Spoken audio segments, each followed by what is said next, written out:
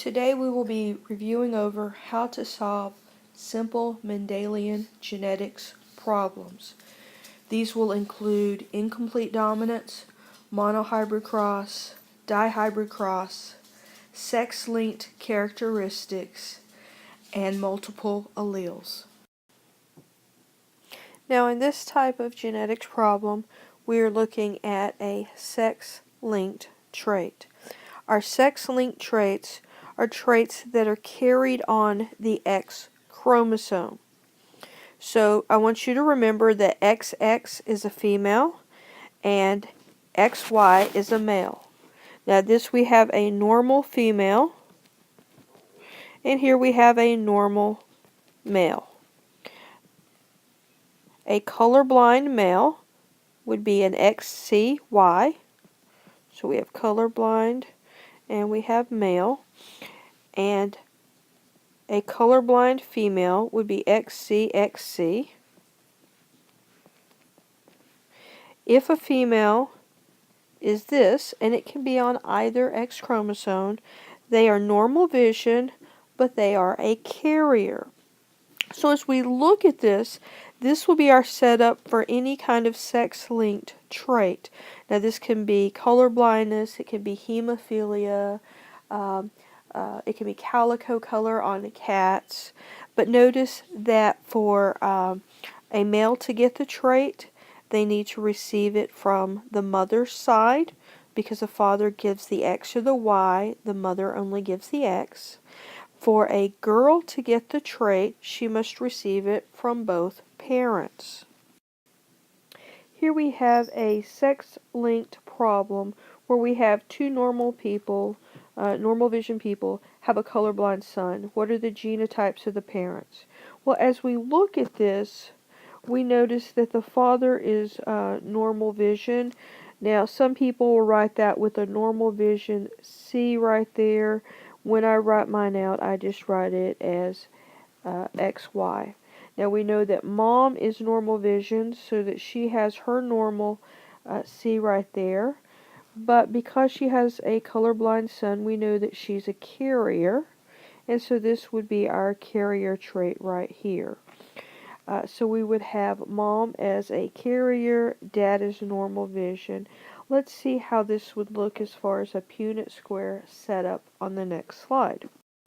So as we look at this problem, we have our normal vision man and we have our carrier female. The carrier trait is the C with the slash through it. So as we look at it, we would have a carrier female, we would have a colorblind male. So right here are our males. We would have one normal vision and we would have one colorblind. Here are our females. We would have one normal vision, one carrier, and 0 colorblind. Here we have a problem for you to try to work out. A couple has a colorblind daughter. What are the possible genotypes and phenotypes of the parents and the daughter? So press pause, work this out, and the solution will be on the next slide. Here we have the solution to our previous problem. In order to have a colorblind daughter, the father would need to be colorblind and the mother would need to be at least a carrier. So here we would have our colorblind daughter and here we would have a colorblind son. We would have a carrier daughter and then we would have a normal vision male. Now the most difficult genetics problems that we will run across will be a dihybrid problem. A dihybrid problem is when we're looking at the inheritance of two traits at once. So in this problem we have freckles is dominant to non-freckles and dimples are dominant to non-dimples. And because we are looking at two traits, we are looking at a dihybrid problem. In this dihybrid problem, we have two persons with freckles and dimples. They have two children. One has freckles but no dimples, and one has dimples but no freckles. So what are the genotypes of the parents? We know that freckles is dominant, and we know that dimples is dominant.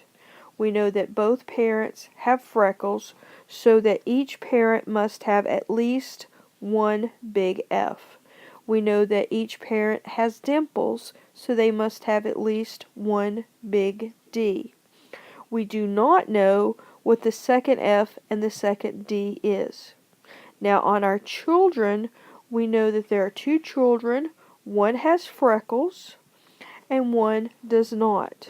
So if one child right here does not have freckles, then we know that for that child, they had to receive the little f trait from each parent, so that we know that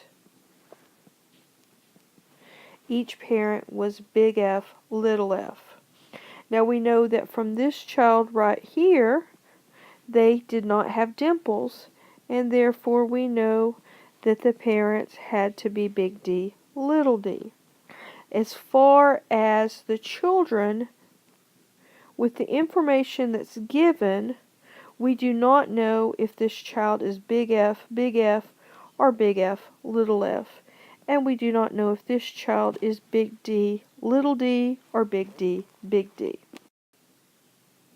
Now here we have a problem that says, what are the possible phenotypes and genotypes of children that could be produced from a big F, big D, crossed with a big F, big D, little d. Now this is a dihybrid problem. Notice that we do have two traits. We have freckles and we have dimples. And so we need to do our FOIL method to get our gametes. Now our FOIL method, we have to do this for each parent. Now in this parent, we have big F, big D. We have big F, little d, little f. We'll make that a little f. Big D. And right there, little f, little d. And we do the same thing for this parent right there, right there, right there, and right there. So each parent produces 4 gametes. Now let's see how this would show up on the next page. So the difference that we see here is our Punnett square is larger. It would have 16 boxes. And the big thing I want to show you is our gametes. Now because we're dealing with freckles and dimples, we must have both an F and a D present for each gamete. So you'll see that we have big F, big D, big F, little d, little f, big D, little f, little d. And so we have the same going down the side. When we regroup these, we want to group the F's together. So you'll see right here, we brought our F's together, and then we bring our D's together. This will make this much, much easier for us to be able to read our results. Now our choices that we have as far as our results is that we can have freckled and dimples, freckles and no dimples, no freckles but have dimples, and no freckles, no dimples. So what we must do now is we must go through each one of these areas, and we must determine, is it freckles or dimples, what's present. So here we have both freckles and dimples, freckles and dimples, freckles, dimples, freckles, dimples, freckles, dimples, freckles, no dimples, freckles, dimples, freckles, no dimples, and we do this for each one of these possible results.